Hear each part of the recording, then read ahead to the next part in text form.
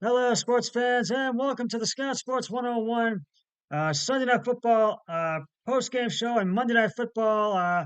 It looks like it's going to be a halftime show, so we'll get to Monday night just momentarily. But right now, uh, Jalen Hurts passes for 279 yards, and he threw a TD and runs for one in the Eagles' 31-17 victory over the Dolphins last night at the Lincoln Financial Stadium in Lincoln Financial Field in Philadelphia.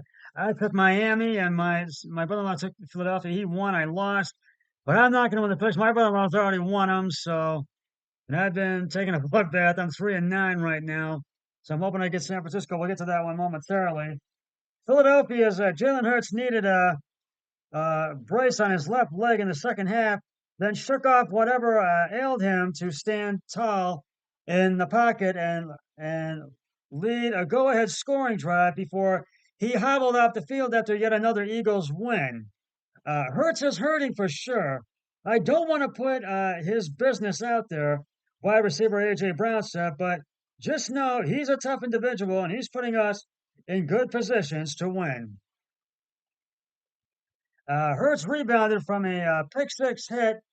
Brown with winning touchdown on the next drive, and he threw for 279 yards and combined for three scores to lead the Philadelphia Eagles to a 31-17 win over the Miami Dolphins on Sunday night. Hurts offered little about what's wrong, but uh, when asked uh, if it was an injury that could impact the star QB moving forward, Hurts only said, I hope not. Of course, the Eagles hope not too. They started 13-1 last season before Hurts broke his clavicle and then lost two straight games. Hurts still finished with his 13th career game with a passing and rushing touchdown. Hurts played the rest of the game, and he played at a really high level. Eagles coach Nick Sirianni said, "Man, he's a competitor. There's nobody else I'd rather have as our quarterback." The Super Bowl teams from last season, the champion Kansas City Chiefs and Eagles, are the only 6-1 teams in the NFL.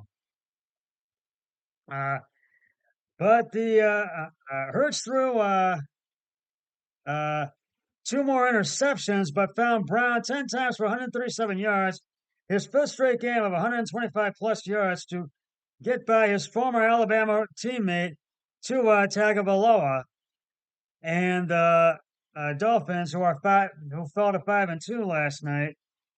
But the big play that sealed the win came in the fourth quarter from the cornerback nicknamed Big Play Slay, trailing 24-17 in the fourth. Tagovailoa went deep on a pass intended for Raheem Mostert that was picked by Darius Slay near the goal line, and returned 16 yards.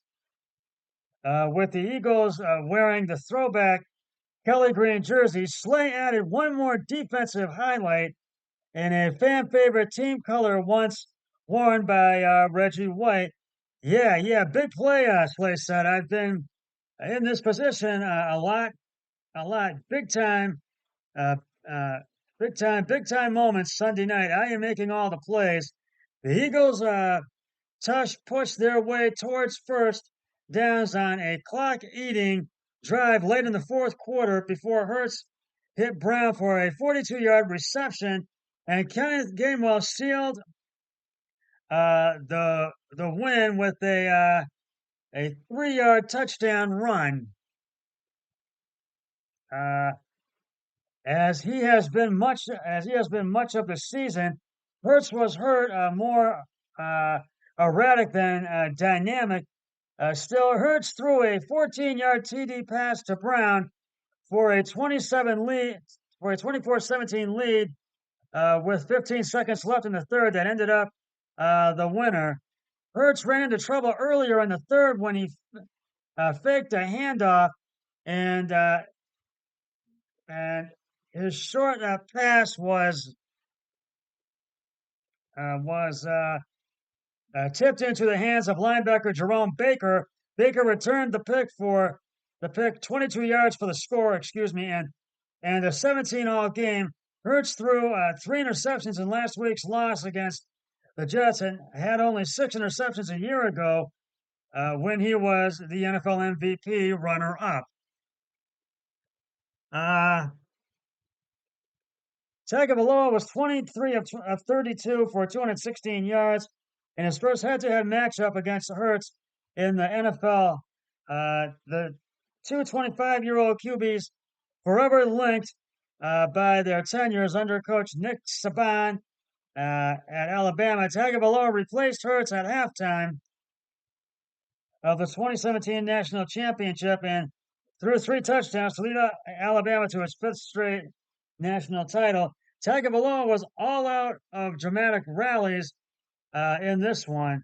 And if you're going to lose games, you want it to be against a really good team, and you want it to hurt, Coach Mike McDaniel said. Hurts threw a 19-yard TD pass to Dallas Goedert for a 10-3 lead in the second quarter. The Eagles had a minor scare when Brown spent time in the medical tent. The wideout took a hard hit to check the to the cheek briefly, excuse me, and had blurred vision, but seemed fine when he dashed out of the tent and onto the field on 4th and 3 and hauled in a 32-yard pass that took the Eagles to the 1-yard line. NFL fans watching were stumped on what the Eagles would do next, maybe a play action pass. And I was like, oh no, it's the tush push, of course, Hurts lined up under center. The offense line surged forward, and Hurts got a big push from behind into the end zone for a 17-3 lead. People can't do it like we can do it, Eagles coach Mike Sirianni said. And don't ban this play. If everybody could do it, everybody would do it. Miami and its league best offense wasn't out of the game yet. The Dolphins' 5 wins this season have come against teams with a combined record of 8-25. The only team they had faced with a winning record is Buffalo, who are 4-3 in the season. They fell to 4-3 yesterday. Miami lost that game 48-20. Tagovailoa said ahead of Sunday's game that playing the NFC champions was a good opportunity to see where our team stands. The Dolphins' full Tyreek Hill sped past 2 defenders, and Tagovailoa found him alone in stride for a touchdown with 39 seconds left. That pulled the team to a 17-10 lead. You have to feel what it's like to play such a good team on the road, McDaniel said. Your margin for error is so small, it's an important building block along your progression for the season. The Eagles limited the number 1 offense in the NFL to just 244 yards, total yards. The Dolphins had scored 30-plus points 4 times this season, and 17 points was a season low. We made them one-dimensional, Sirianni said. The Dolphins had season lows in the first half with 10 points and 113 yards. All of these games help us down the road, Tagovailoa said. To me, it felt like this game was a playoff atmosphere type of thing. I think that was a good rep for us early in the season, leading down the road to when it's crunch time. Injuries, and there were some. Dolphins wide receiver Jalen Waddle suffered a back injury, but later returned. Offensive lineman Isaiah Wynn left with a quad injury. Dolphins defenders Javon Holland and David Long Jr. suffered a helmet-to-helmet collision chasing Hurts in the third quarter, but both players went to the sidelines on their own power. So now up next, the Dolphins return home to play New England in an AFC clash, and I think the Dolphins will get the win because they're going to be out to win that game next week. They will be out to win that one, and uh, and the Eagles hit the road for a rematch with the Washington Commanders. And Jake Elliott kicked a 54-yard field goal in overtime to lift Philadelphia to a 34-31 win over Washington in October at the Lincoln Financial Field. And I think Philadelphia will win that game against Washington next week. And right now, I'm going to give out the game balls, and I got to give them to the Eagles. I have to give credit to where credit is due, and the Eagles get it. Jalen Hurts, 23 of 31 carries and attempts, 279 yards, 2 touchdowns, 1 interception. It was DeAndre Swift, 15 attempts, 62 yards, no touchdowns, and AJ Brown, 10 receptions, 137 yards, 1 touchdown. So the Eagles go to 6-1, and Miami falls to 5-2. Uh, Now moving over to Monday Night Football, and here is we'll get to it in a minute. And here is today's Scott Sports 101 Monday Night Football NFL Week 7 trivia question. It's a Minnesota Vikings trivia question. Uh, who caught the winning touchdown in the Miracle at Met? I will have the answer later in the podcast. Well, it's Monday Night Football Week 7. Are you ready for some football? And I hope you are. We have a great NFC matchup for you tonight. The San Francisco 49ers and the Minnesota Vikings are battling it out right now at US Bank Stadium in Minneapolis, Minnesota. And the Vikings lead the 49ers 16-7 with 13:01 left in the third quarter. It's 1st and 10 at the San Francisco 33. The 49ers have the ball. Christian McCaffrey left end to the San Francisco 33 for a 3-yard gain. The 49ers are coming off a 19-17 loss at the hands of the Cleveland Browns last week, and they handed the 49ers their first loss of the season. It was definitely their first loss of the season. First, the good news: San Francisco 49ers, the star running back Christian McCaffrey, is set and is playing tonight against the Minnesota Vikings after he was initially listed questionable, excuse me. Uh, uh, and McCaffrey injured his uh, uh, uh, oblique against the Browns last Sunday, and the Niners did everything in their power to make sure the 27-year-old was taken care of, according to ESPN's Adam Schefter, excuse me. But Schefter's recent uh, report uh, report contained one nugget uh,